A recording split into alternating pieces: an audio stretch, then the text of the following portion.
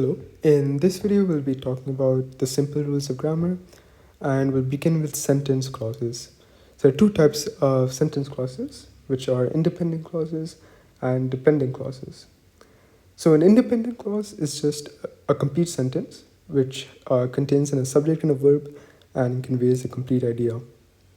So the subject is generally a noun. So the subject of a sentence is a person, place, or thing, and the verb of this, and it must contain a verb that corresponds to the subject. So for example, the boy runs is a complete sentence, and it has a verb that corresponds to the subject, which is the boy. So that would be a complete simple sentence because it just contains a subject and a verb. So however, if it contains a subject and a verb, but does not express a complete idea, it's not a complete. It's not a independent clause or a complete sentence. It's called a dependent clause. So that means it doesn't make sense on its own, and it requires an independent clause to make complete sense. So, for example, because she was hungry contains a subject and a verb. The subject is she. The verb is was. So even though it contains a subject and a verb, it's not a complete sentence because she was hungry doesn't really make sense on its own. So it also, dependent clauses generally start with conjunctions at the start. So because is a subordinating conjunction. So we'll talk a bit more about that in a few minutes. So yeah, dependent clauses are also fragments because they don't convey a complete idea.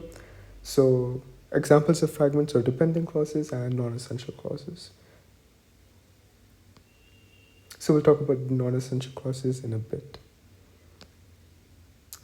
So two types of conjunctions. There is subordinating conjunctions and there's coordinating conjunctions.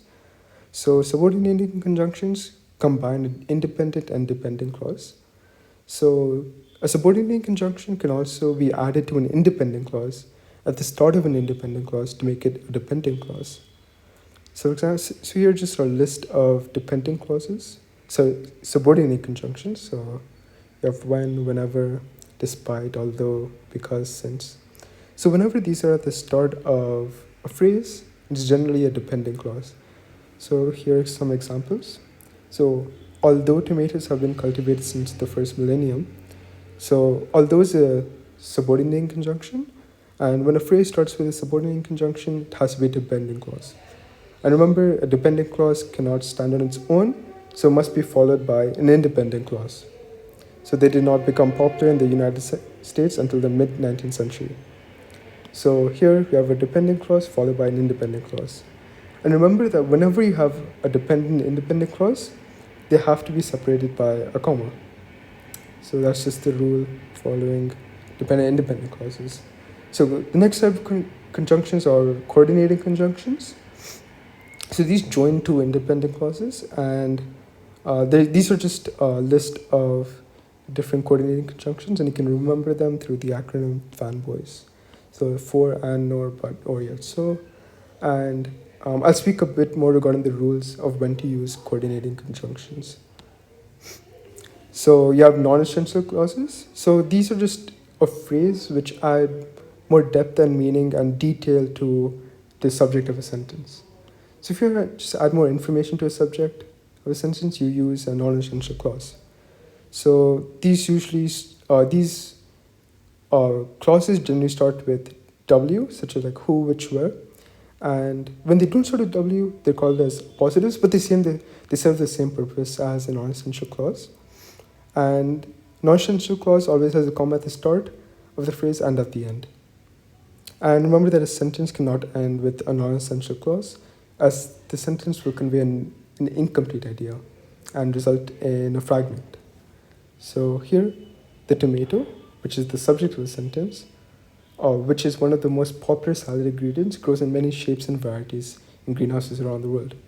So here, the non-essential clause is which is one of the most popular salad ingredients.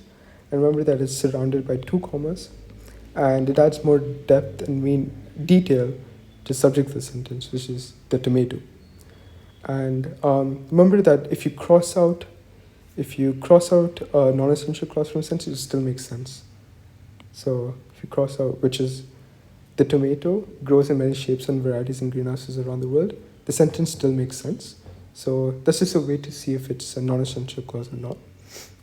And here we have in a positive, so the tomato, one of the most popular salad ingredients, but see that it's ending in a positive, so that results in a fragment.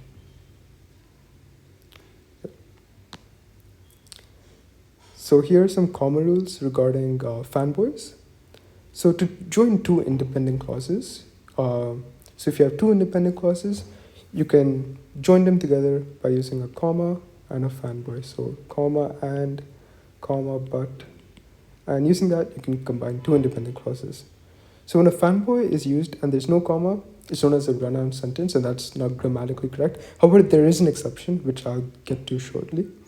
So here in this sentence, tomatoes are used in many different types of cooking, yeah, and they are grown around the world in different fields and greenhouses. So there are two independent clauses, and they're combined. So the first independent clause is tomatoes are used in many different types of cooking, and the second is they're grown around the world in both fields and greenhouses. So they've been combined with this fanboy, but however, there's no comma between this independent clause and this independent clause, so that makes it wrong. So to correct that, you just add a comma right there, and that would make it correct. Also, just note that fanboy should also never be used at the start of the sentence, unlike subordinating conjunctions. So there's an exception to the rule of when to use a comma before a fanboy. So if you're connecting two independent clauses, but the subject is the same in both the independent clauses, you don't need a comma. So here in this sentence, tomatoes are used in many different types of cooking and are grown around the world in both fields and greenhouses. So the verb are, even though it's after and, corresponds to this verb right here, to this noun right here. So since the noun in this independent clause and this independent clause are the same, a comma is not required. So that's why this example is incorrect.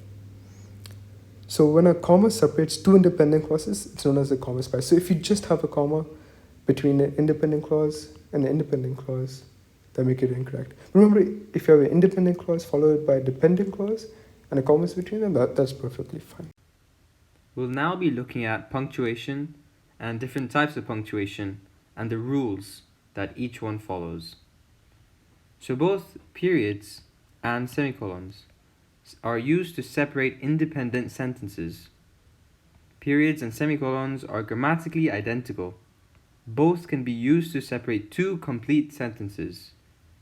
The difference between the two is that after you use a period, you should capitalize the first letter of the word following the period.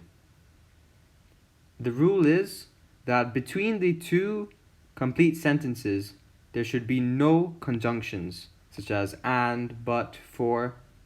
If there are any, you cannot use these two. Another rule specifically for semicolons, they can be used for separating items in a list. Many of you would have used commas to separate items in a list, such as apples, bananas, something else. So instead of these commas, you can replace them with semicolons.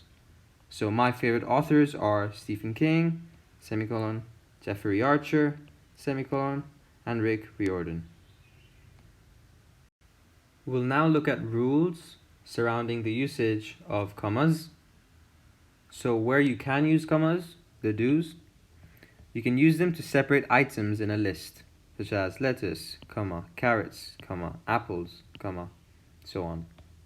They can also be used after an introductory word or a phrase, such as after dinner, comma, John and I. In this case, after dinner is the introductory phrase. They can also be used for direct quotations. I knew it, comma, said Mary. They should not be used, however, before and after prepositions. So prepositions such as but, for, you should not put a comma after or before these prepositions. They should also not be used between adjectives and nouns, such as the old house. There should not be a comma between the two. They should also not be used before or after the word that. So like this or like this. They should not be used like that. Lastly, they should not be used between subjects and verbs. They should not be used between the subject of a sentence and the verb applied to that subject. So now we'll be looking at the rules regarding the usages of colons and dashes. Colons can be used before a list. So in this example, many were there, colon, Joe, Lucy, ... Before this list of names, there's a colon. A colon can also be used before an explanation. It was a clear disaster, colon, the ice hadn't melted. So the explanation here, the ice hadn't melted, was for the statement, it was a clear disaster. They were explaining why it was a disaster, and so we use a colon before the explanation.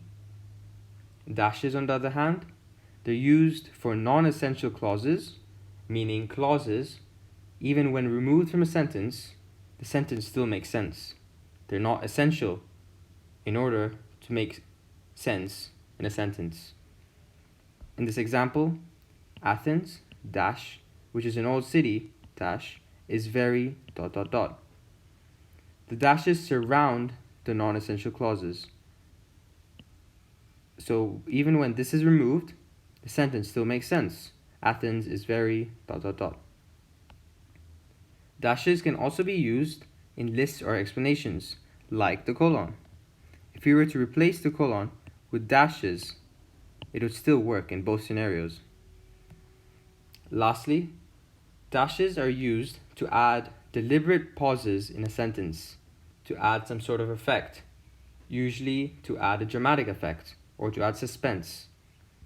We were finally there, dash, or so we thought. In this example, it adds suspense. So now we'll be looking at idioms. Idioms are basically fixed phrases or standard phrases that are used in the English language. They're not correct or incorrect for any logical reason. They simply reflect the fact that certain phrases have evolved to be considered standard usage in today's day and age. There are many idioms that are used all over the world, and since there are too many to memorize, it's often best to read a lot of publications and incorporate the idioms that you see in them. So now we'll look at some examples. They quickly exhausted their supplies. To exhaust supplies means to use them up completely. It's a fixed phrase, and the verb exhaust cannot be replaced by any of the other verbs that may have the same meaning as exhausted, such as expended or diluted. Another example includes a familiarity with most concepts. The phrase a familiarity always requires the preposition with. Any other preposition, such as in, to, for, is unacceptable. So other common idioms include unique to, strive for, worry or complain about, and amazed by. So the words underlined should always follow the words before them.